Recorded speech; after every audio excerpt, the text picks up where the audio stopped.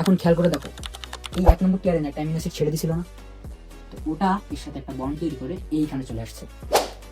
আচ্ছা, তো এখন এই যে অ্যারাইভাল সাইট খালি হলো, এইখানে মূলত এক্সিট সাইড থেকে এই টিআরএনটা বাইরে বের হয়ে যাবে সাইটোপ্লাজমে, এবং তারপরেই অ্যারাইভাল সাইডে আরেকটা টিআরএন আসবে আমাদের।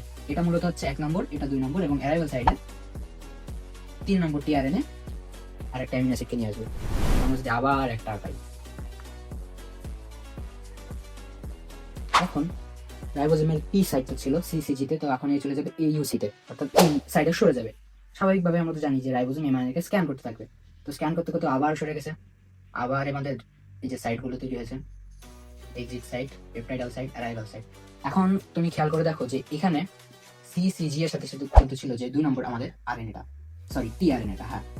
তো ও এখন খালি হয়ে যাবে, কারণ কি আগের বারের মতো ও 2টা অ্যামিনো অ্যাসিড ছেড়ে দিয়ে 3 নম্বরের কাছে পাঠিয়ে দেবে, আর 3 নম্বর তো অ্যারাইভাল সাইডে ছিল, অ্যারাইভাল সাইড অর্থাৎ এইইউসি এর সাথে ছিল। তো এখানে দেখো এইইউসি এখন পি সাইডে রয়েছে, অর্থাৎ এই টিটা টিআরএনএটা এখন পি সাইডে থাকবে, অর্থাৎ এই যে